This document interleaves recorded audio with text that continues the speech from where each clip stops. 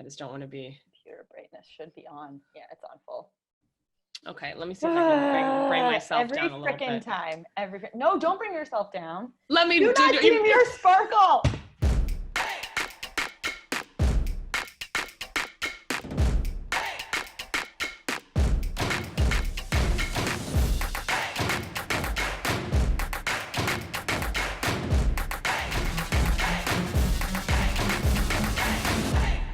Welcome back, marketing nerds of the world. It's time for another episode of HAMYAW. And today, Margot and I wanted to talk about haters, or more specifically, the myth of righteous marketing. And this sort of came up for me because a hobby of mine lately has been when I see ads from my friends or people from my industry on Facebook, for example. One of my hobbies is to go and read the comments just to see sort of what's going on, what people are saying, how people are interacting.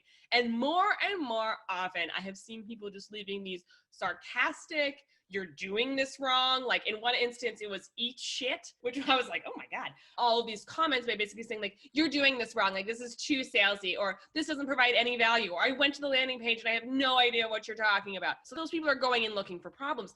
But it got me thinking, because we've talked about this a few times on the show and in passing, and especially on Voxer. Actually, this whole episode was because I sent Margot like this 4-minute Vox about this, is this idea that there is a belief that somehow you can be successful in the business world without using traditional sales tactics, without ever having to feel salesy, without ever having to send multiple emails in a row, without ever having to do a webinar sequence or a sales email sequence, or make anybody feel uncomfortable, or anybody feel like they're getting, not as much value from your free stuff because you're selling. There's this myth that it is possible to do that. And the myth that is propagated is if you just show up and serve, people will want to buy from you. And what I asked to those haters and those people on the damn comments is, have you ever actually tried that? Like, have you ever tried to sell a product by just serving, giving stuff away, and never actually selling with any kind of intention or consistency? And the answer is, it doesn't happen. It's impossible. I have a lot more to say about this. It fills me with feelings. But first, I want to hand the mic over to Margot because I know she has a lot to say about this too. Take it away. Deep breath. The serving thing drives me insane because then it becomes a semantics game where it's like, well, you're not defining service right. And then they start defining like a sales process. They're like, it's like you ask them questions about their problem. You show up every single day. You give a deadline. And I'm like, that sounds like sales. Yeah, there's basically this idea that, again, like if you just show up enough and people trust you and like you enough, you aren't actually going to have to do a traditional sales process because people are going to be primed to buy from you. And as much as I wish that were true, we're seeing this again and again in the market with a lot of business owners who have given away a lot of free content looking to do their first launch. They've got a couple thousand people on their list. They feel like they should be making certain numbers, and then it doesn't happen because their list is not trained to buy, or they have been targeting different people with their free content that are a fit for the program or offer. It's just a really tricky thing. And my biggest issue with this kind of attitude, and this actually, my friend Shanae Howard, who we mentioned a lot on the show, Hi, Shanae. and we'll hopefully have on in the near future. I think she has deigned to bless us with her presence, so we're very excited about that. But she calls them the anti-marketing elite. And I think we can sort of think of some people who fall under that category. And these aren't necessarily people that are espousing. Yeah, exactly. These aren't necessarily people that are espousing that like never sell ever sort of attitude, but they have abilities due to their audience size in launching to try different things, to experiment, and to create experiences that feel different. However, I find that where people get caught up is they want to be this righteous marketer. They want to be this person that doesn't irritate anybody, that never feels super salesy, that never feels, too shiny or whatever. And so people have this mentality, and so psych themselves out of showing up and actually do the selling. Yes. Okay, let's break this down a little bit because I think we're conflating a few things. Not us, but like the criticizers. Yeah. And well, actually, no, us. Like us. I have definitely been that person that's like, oh, I don't want to do that. I mean, you and I were joking about webinars where it's like, oh, not another fucking webinar. And then of course, like we do them, right? So it's easy from the outside to decide what's working and what's not, especially if you are a niche expert, which a lot of us are. A lot of people watching are marketers. And so we know what works and doesn't. We know best practices. And there is a difference between best practices that are the trend du jour that everyone's doing that doesn't fucking work. There's like a fair criticism. And then there's best practices that are there for a reason, because they're important, because they're based in some tenets of human psychology. For example, my least favorite one is deadlines, right? Like, I want to believe that I am evergreen, and I like hate having to rely on deadlines. And I have a lot of friends that are like, it's so sleazy, you're manufacturing scarcity, like it's bullshit. But here's the thing. After having sold several things, I can tell you, if you don't have a close cart date and you don't invoke a sense of urgency, people are not going to move. And so there is a reason to engineer that into your sales. Then you have to get comfortable with not thinking about it as, oh my God, I'm duping people because this thing is really open all the time. You have to think about it as in like, yeah, actually, you are not going to get off your ass and do something unless I give you a reason to. You know why? Because of this thing. Because we're all like distracted. We're on the toilet. Hillary's texting me. I don't know, like stuff is happening. And so there are certain things that you need, like deadlines, persistence, consistency, like all the things that feel annoying. And here's an important distinction I want to make. There's a difference between I'm being annoying of someone who's actually being annoying, who is missing the mark in their marketing message. Mm-hmm. And I am showing up consistently to serve my audience and actually talk about the problem they have. And I just have to keep showing up a lot, because that's how you encourage someone to remember and then take action, because that is how behavior change happens. We have behavior equals, you know the equation, behavior equals motivation times action times trigger. It's B equals MAT. So if you have a market. BMAT. Thank you, BJ Fogg. That's the researcher out of Stanford. But like, listen, if your market is motivated and they have the ability to take the program or whatever you're selling, your marketing is the trigger. Like, think about it this way. I might be motivated to go to a dance class. I might have the ability to because I have the money and my feet aren't broken, right? So those, seriously, you can't go dance because feet are broken. That's true. And then what I need is a trigger. I need a reminder. I need to see the ads like 50 times. Like, do you know how many times I've walked into the subway and been like, oh, that'd be so great. And then I forget. Yeah. Like, part of what you're doing is showing up day after day after day after day to remind people of the thing that they actually want. That's not annoying. It's only annoying if you're not the market or if you're doing it badly. Yep. And so that's where we get confused, is that like we start to hide. And so there's a difference between being out there with a marketing message that's really annoying and then hiding, and this is where it becomes self-righteous, and being like, no, I'm better than this. Yeah, exactly. What's especially frustrating is people are saying like, I'm better than this when they haven't actually had to sell anything before. And this is where it gets particularly irritating. And I was like this before I started to get active on the, I mean, weren't you? Like, before you sold your first thing, you were like, another webinar. Like, there are valid criticisms to traditional sales tactics in the online space, of course. Like, there's a big problem with webinars delivering a lot of hype and no value and leading into a pitch. Yeah. There is a problem with sales emails not necessarily being well written or well constructed. And so they keep falling flat and turning off your list or a market instead of turning them on, I guess. And then there's a problem, of course, with ads, same story. However, I think people don't realize how difficult it actually is in the name of Margot's former co-working space until you are in the arena. Totally. And it's easy to criticize and easy to react to people who you feel are not doing it correctly when you have no skin in the game. Yes. And again, that kind of criticism, fear of that kind of like retribution, whether it be from a stranger on Facebook or from somebody you actually know, hitting reply to an email saying like, stop trying to sell me. I think that makes people hide. It makes people afraid. And it puts a lot of pressure on people in their sales process, when the sales process is always trial and error. You're always going to be experimenting and tweaking. There's always something you can do better. So I think that is so important, and why the myth of the righteous marketer does so much damage. To bring this sort of full loop, when we talk about people who are sort of crowned righteous marketers, people who can sell out a program with like 2 emails. One email. Yeah. And Margot made a great point on this on Voxer. People who are able to experiment and move markets like that so quickly, is not because they showed up for a year and wrote a bunch of blog posts. It's because they've been there for 10 years, 20 years, 30 years, have huge list sizes, and have reached critical mass of buyer and buyer attention. Yep. So they're not easy to forget. And once they put a product out there, it sort of has that brand equity built behind it, that it is elite.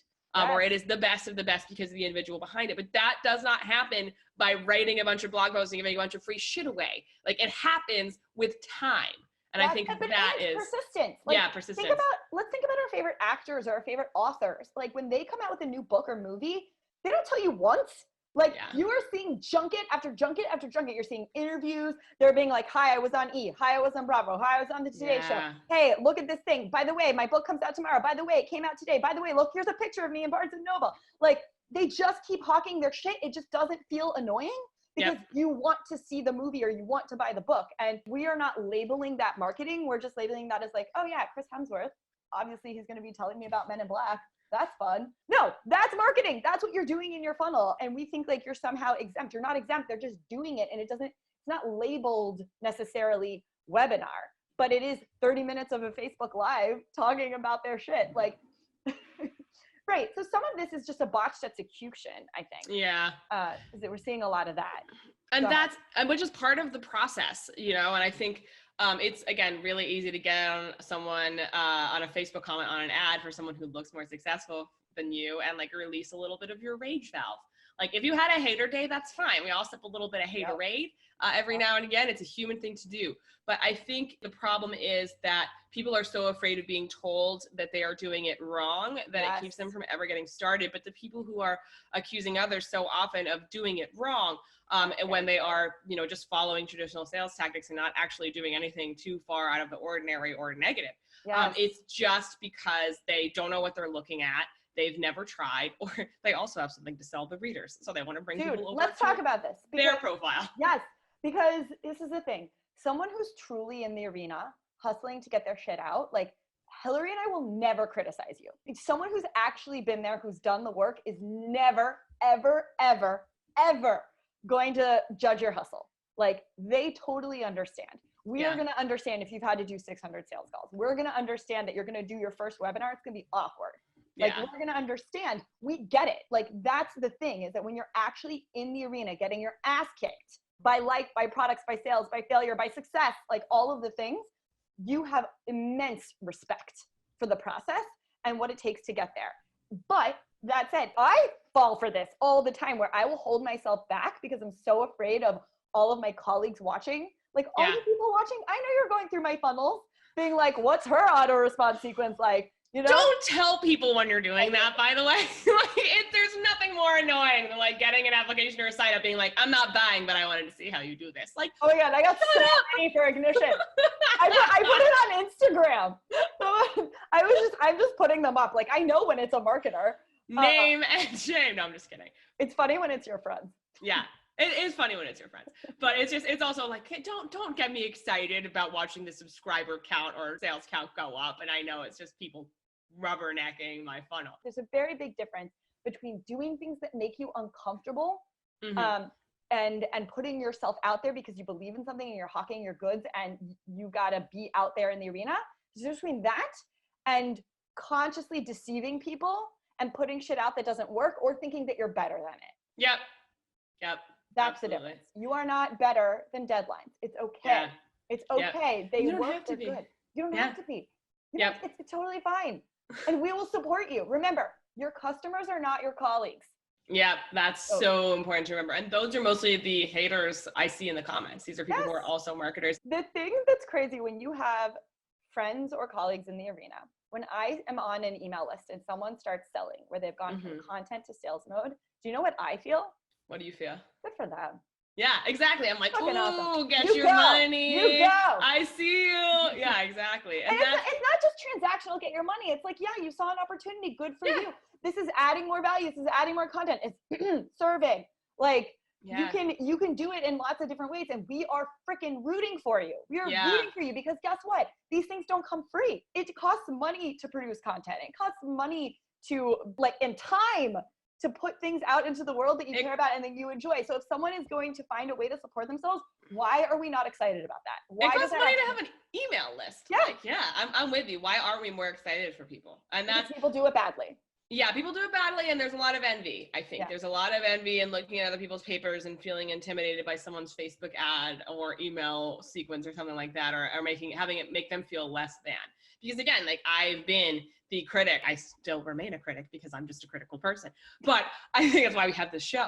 I think I have so much more reverence and respect now for the sales process that when I see people just blindly saying you're doing this wrong when the person's doing it correctly, it's just making that other person uncomfortable for one reason or another. Like, makes me roll my eyes and wish there was some education around patience with people going through the sales process, and people to understand how vulnerable it is and how deep of an impact comments and emails complaining about that can really be. It's so derailing. We need to be on each other's teams. Listen, I'm on the show.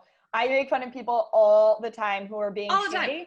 But here's the difference. Like, if you're lying, that's the thing I have a problem with. I don't really have a problem with how you run your funnel. I feel a little differently than you, but like at least in my past life when I wasn't in the arena, where I am now is like, I'm always critical. If you're promising something you can't deliver on, like if you're telling me that it's a bulletproof business model and you just follow my 12 steps, you're going to be a millionaire this weekend, then like, fuck off. Like, that is a problem. So that is a claims issue, less a tactics issue. I think there's also a certain, like, once you're actually in it, you start to learn things that you need to learn for why people do things a certain way or don't. And when you start to feel that envy, I'm not immune to this. Like, if I start to feel that envy, I have to pause and go, okay, what is that about? What are you envious of? What is the thing? Because the truth is, if you are paying attention to someone's launch or ad or approach, and it's making you feel self-conscious, number one, their ad is probably not that good because you shouldn't be paying attention to how the ad is written. Remember, great copy is invisible.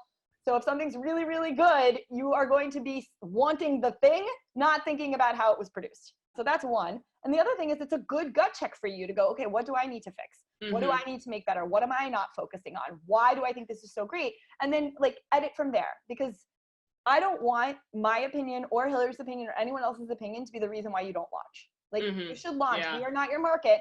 Launch to your market. Who gives a shit what we say? Use our stuff as in so much as it helps you. But you know your market, trust yourself. Yeah, absolutely. And I think that's just to bring it back to your point, like, there are, of course, problems with sales and marketing in the online space. Like, they're definitely not disagreeing with that. And I think the shady tactics, the ridiculous claims, all of that is a problem. And the biggest problem about it is that they are following sales tactics that work. When other businesses who are honest are following those same tactics, it can get confusing, where you're seeing people sort of use the same process that these dishonest people have used. And that's what I used to have a problem with, and why I was so turned off to selling for a long time, because I was like, well, these assholes are doing this, and now I'm seeing these people who are awesome doing this. Like, oh, what happened? And I think that is the disconnect and a huge misconception, is that you can use sales tactics that work in a really great, beautiful way that is in integrity and can help connect your buyers with things that they really want. Are there people who are always going to come in and create some fuckery? Yeah, it's the world. It's full of humans. We're like that. But I think that causes the confusion. I don't want to light anybody up here about necessarily like being critical or looking at anything with a sharp gaze, because I think we always need to be discerning, because it teaches us about sales and marketing and business as we go. But I think that it's so important, just because, you know, two people are wearing the same jeans and one of them is a serial killer, doesn't mean all serial killers are wearing those jeans. Correlation and causation. Yeah, exactly. There we go. Those are the words I was reaching for. No, I think I would like to call for you guys to be the Robin Hoods of the internet. You can steal from the shady, give to the good. Like, yes, I love it. That's what your assignment here is. And of course, take my sales course on honest selling secrets. Just kidding. But wouldn't that have been perfect? I don't even have one of those, but go, it's on Skillshare. Go, shameless plug. Oh my God. Be shameless, but in the right ways. No, listen, we can have fun with these things. What I don't want is for people to hold themselves back in this self-righteousness and learn false humility. Like, if your stuff is good, like I don't think Hillary could ever get loud enough that I'm going to be sick of her stuff. Like, there's a certain point. Challenge accepted. Sorry, go on. Oh, no, I love it. No, okay, we could talk about this for hours, but the main thing here is you guys keep your eyes on your own paper. If you are a good person who is not duping people, then use the tactics in so much as they help you. Don't view them as icky just because they exist. It's icky in the application. So if you are selling snake oil, then like, doesn't matter what you do, you're going to be shitty. It's not annoying for the people who are your market.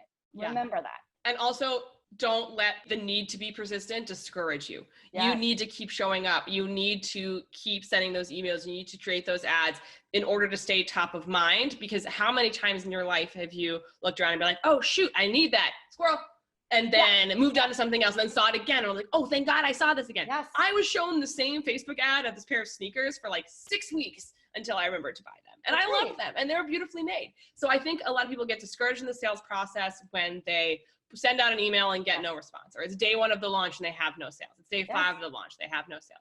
Stay persistent, stay consistent. This is part of the grind, the mission, and the arena. So yes, and it's why you need creative allies. I mean, the amount of times that I freak out because I sent one email and then I'm like, oh God, must abort because nothing happened. And I text Hillary or Sarah and they're like, great, day 1, when does cart close? And I'm like, oh shit, cart closing, right. I have like 7 more days. I will share one story before we close out that like I recently just wrapped up a launch for my writing accountability group, and the first like 4 days was freaking cricket. Like I was out there, I was hawking the goods, I was sending emails, I was on Instagram, I was on Twitter, I was on Facebook, like all these places talking about this, and it was crickets, and I was feeling so self-conscious, and I was like, I need to bail. I need to bail and save face. Everyone's gonna know. And here's what's crazy. Minimal likes, minimal engagement, minimal shares. Like really, truly, I was crazy. DMs out the wazoo. I was getting DMs, but not till like day 4. And then buyers, like the buyers just showed up by day 7. They were like, I've been watching, and not who I expected. It was like people that were like, hey, I saw this on your Instagram feed like 4 days in a row, and now I'm thinking I really need it. And I'm like, yeah, I think you really do. And so you just don't know who's paying attention. I also found out that people were sharing my things in Facebook groups that I wasn't a part of, because I was hearing eventually through the grapevine, these things take time. To bring it back around to how Hillary opened this with like the marketing elite. The myth of the righteous marketer? Yeah. The myth of the righteous marketer. The path of the righteous marketer. Right. I'm telling you, one day I will aspire to get to the point where I can send one email and everything is going to sell out. But I don't know anyone who can do that. Even I know people with some pretty big lists, and they need more than one email. Never. Yeah, it's just not a thing. Margot said one keyword that I want to bring your attention to before we close here, guys, and that is this idea that these people are telling her, I have been watching. Yeah. And that is part of being of service during a sales process. People are watching you. People are looking at what you do. You are giving them time to get acquainted with it through the sales process. So keep that in mind. You are not pounding on doors. You are telling a story that people can remember, latch on to, digest, connect to, and then eventually invest in when they're ready. Thank you guys so much for watching. If you like this episode, please like it below, leave a comment. We love the dialogue that's happening there, and share it with your friends. If you're not already subscribed to our channel, make sure you click subscribe. And I am Margot Aaron. And I'm Hillary Weiss. You've been watching HAMYAW, and we will see you in 2 weeks. And we'll be watching. Bye, guys.